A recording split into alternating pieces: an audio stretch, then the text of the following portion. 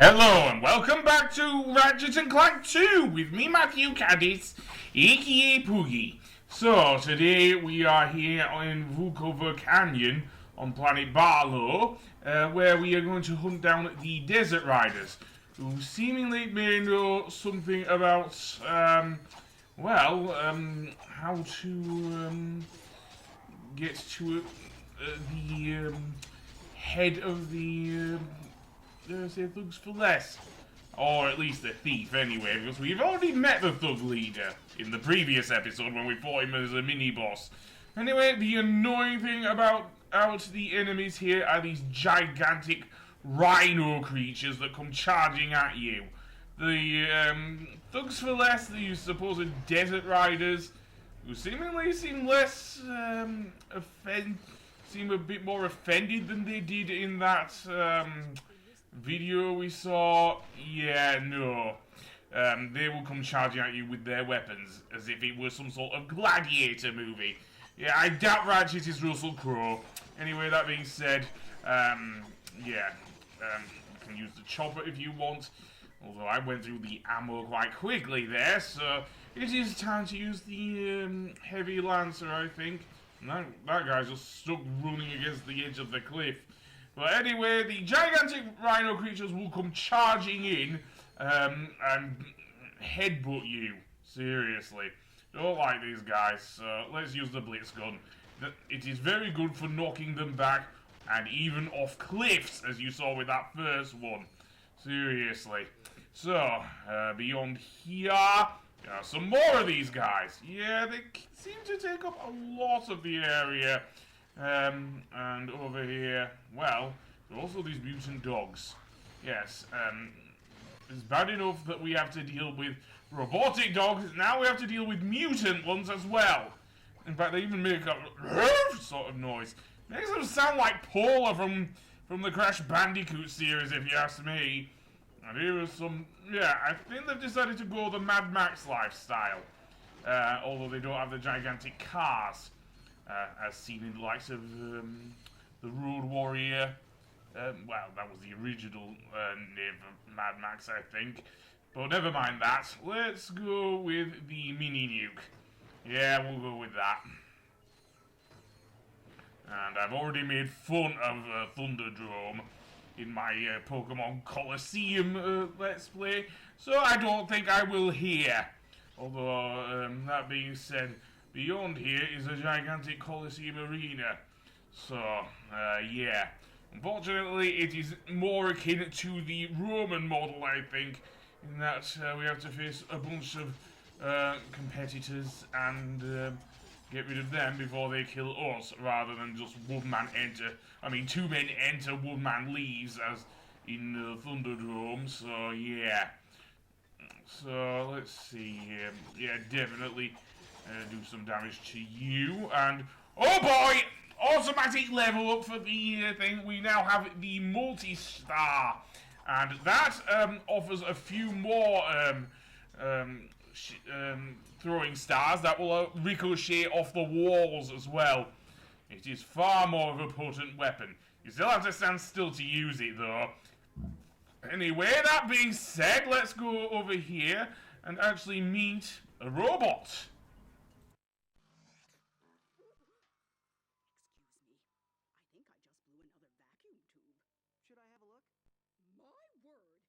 Don't feel bad.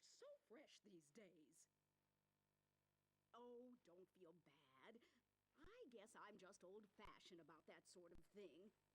Did you know that I've been with Gadgetron since the beginning? So you sell these gadgets? Darling, they sell themselves. Thank goodness I did the first game, because now we can buy various gadgets. With the exception of the Tesla Claw, we still have to pay 8,000 bolts for that. And the Walloper, which now has gone up to 5,000. Yeah, but we can buy the Decoy Glove, the, I believe, and the, dare I say, the, Visibomb Gun. The problem is the Visibomb Gun especially has had a major downgrade. In the last game, it could take down a frigging ship in 2 blows. Not so in this game.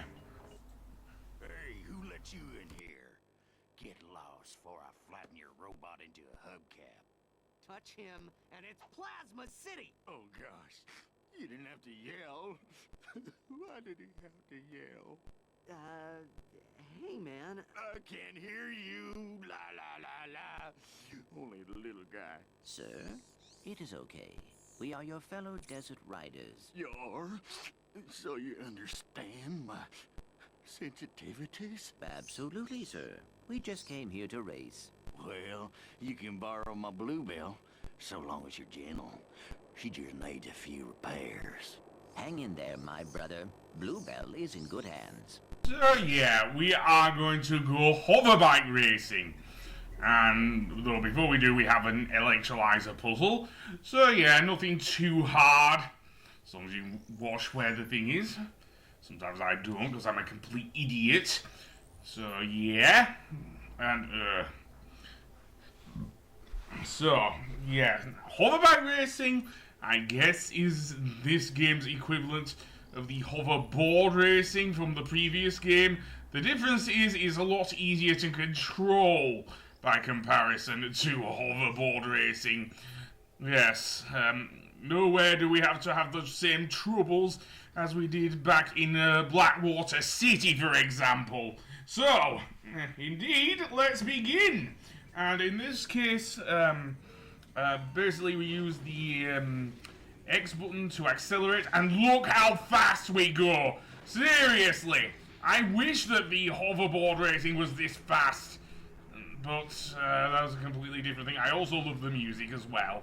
Seriously, it feels like you are in this sort of race as well. You earn turbo boost by getting each of these weird cone-shaped boosters around the track. So yeah, it does make you speed up by pressing the R1 button.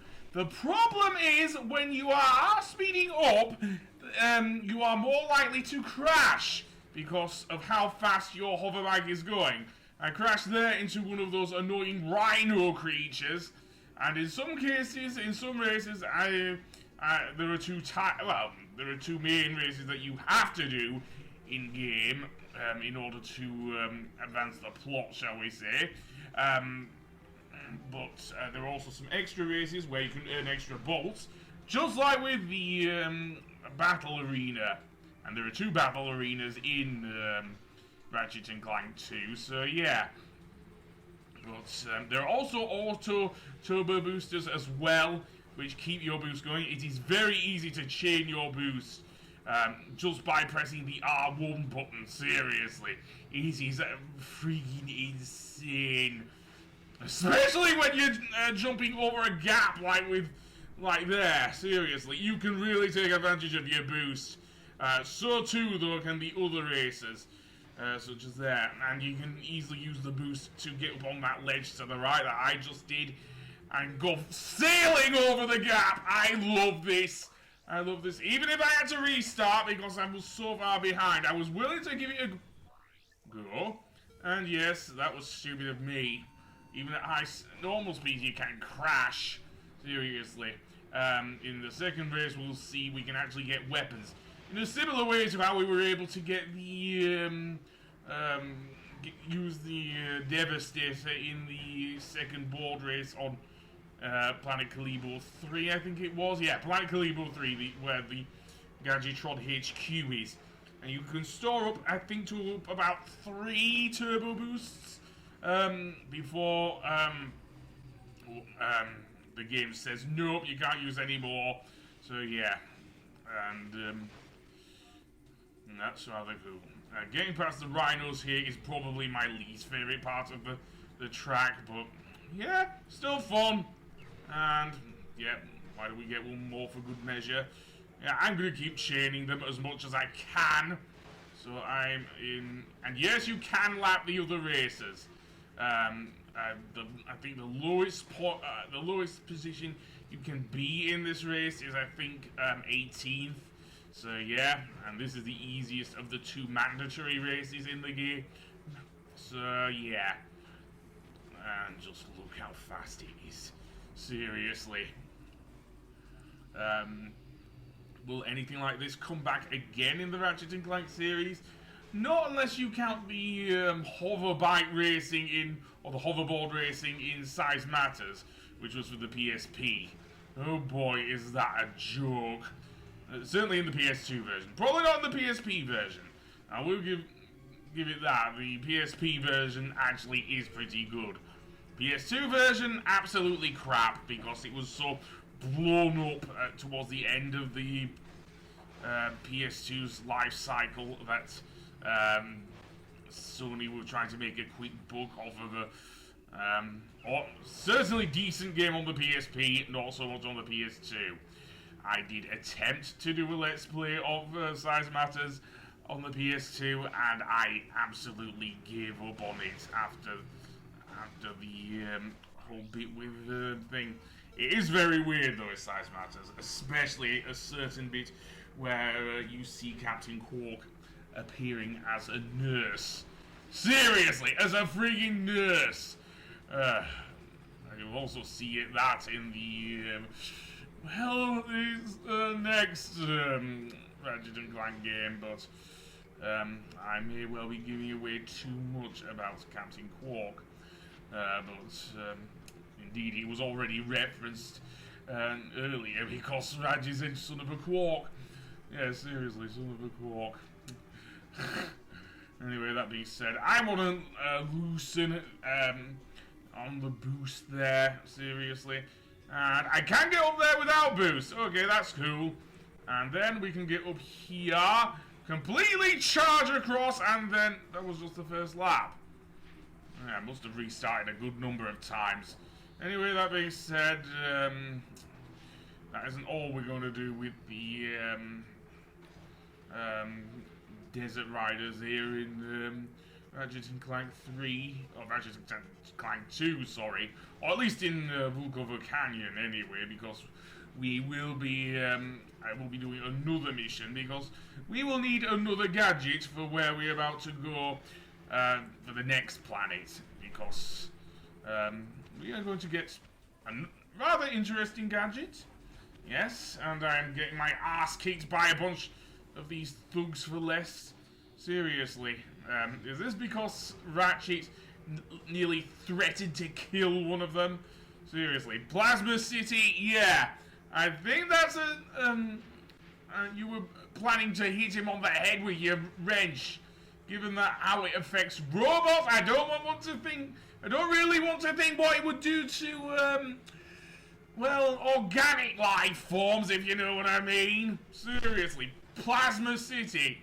I know this game is rated 3+ over here in the UK, but I think it's rated at least T13 in America. Yeah, our PEGI system seems a bit tamer, although maybe not so for more adult stuff, I guess. I'm looking at you, Catherine. Anyway, that being said, we are done. And now we will get a cutscene as well. Great racing, buddy. Here, take this helmet so the guys know you're one of us. Thank you, sir. Uh-oh. Incoming message from the boss. Attention all thugs for less employees. First of all, whatever slug brain's been eating all the choo-chee bars in the break room, better quit stuffing his face. Around. Hey, turn those lights off. It's bad feng shui. Next, our space rendezvous point has been moved to, and listen up, knuckleheads, the Felsen system in Sector 1, 2, 3, 4, 5. If you're no good with numbers, find a buddy to help you. Lastly, the company picnic is this Sunday. Don't forget to bring your own juice this time. Hey! I saw that, Cletus! You just earned yourself a write-up. Don't worry. The boss only yells because he loves us. Yes, sir. I do feel his affection. Did you see that broadcast? Not really. We should scope out that rendezvous point. Yes, we might intercept some stray transmissions.